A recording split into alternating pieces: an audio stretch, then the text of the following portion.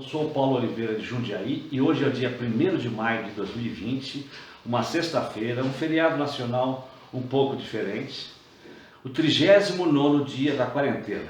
Hoje nós vamos falar um pouquinho sobre fiscalizar, nós já falamos bastante e vamos continuar falando, e sobre agir. Saia da indignação e parta para a ação. Já está mais do que claro, todo mundo está pedindo isso. Então vamos ver o que a gente tem que fazer nessas duas linhas aqui. O que é importante, sobre o meu ponto de vista? Fiscalizar os atos administrativos sobre a luz do artigo 37 da Constituição, a gente já falou isso bastante, vamos continuar falando. Os atos administrativos têm que ser legais, impessoais, morais, públicos e eficientes. Nós vamos focar nesses itens. 2. Enxugar a máquina pública e o governo limitado e respeito ao indivíduo. A máquina pública, nos 3 níveis, tanto municipal, como estadual, como federal, ela assumiu vida própria, ela se desprendeu daquela função de servir a comunidade. Ela se acha que ela se autosserve. Isso não é nos últimos 3 anos, nem nos últimos 30, talvez nos últimos 300 anos. A gente precisa estar constantemente alertas com relação a isso, e a gente dormiu sim nos últimos 30 anos, e achamos que as coisas estavam indo bem, mas a máquina pública foi se inchando, se autoalimentando, se retroalimentando e criando coisas que não têm nenhuma necessidade para servir a população. São coisas para servir a própria máquina. Então a gente precisa realmente trabalhar nesse sentido, de trazer a máquina pública para uma situação eficiente. A terceira coisa que eu acho muito importante é legislar para simplificar.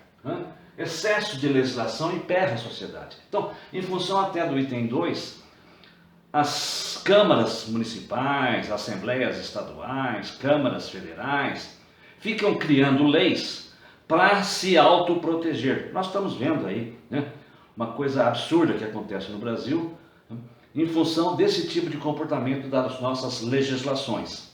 A gente precisa trabalhar para terminar, para parar com isso. E uma quarta coisa que eu acho muito importante, que é a intolerância com as pequenas transgressões previnem as grandes.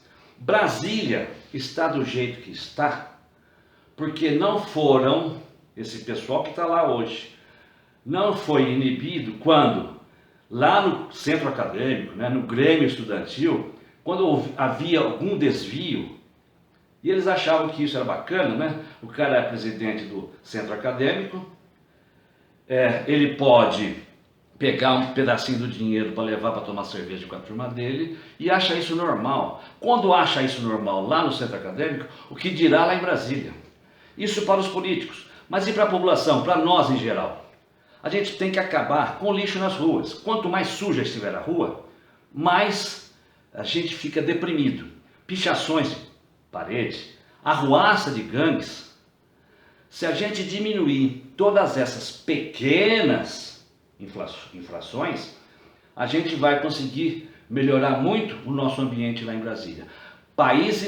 Grandes cidades no mundo já fizeram esse tipo de exercício. Toronto no Canadá, Nova York, Londres, já fizeram esse tipo de exercício e tiveram excelentes resultados.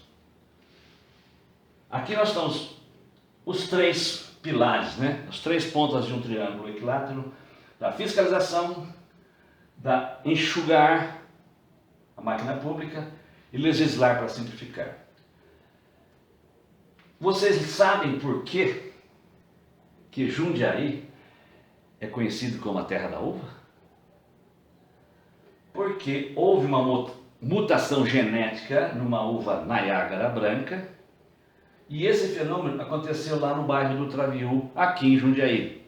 Olha que coisa linda e olha que coisa gostosa. Então a gente vai querer realmente esse tipo de uvas que caiu no gosto do público, uva de mesa, e realmente a cidade de Jundiaí se projetou também por causa da uva. Obrigado, pessoal. Um abraço para todo mundo.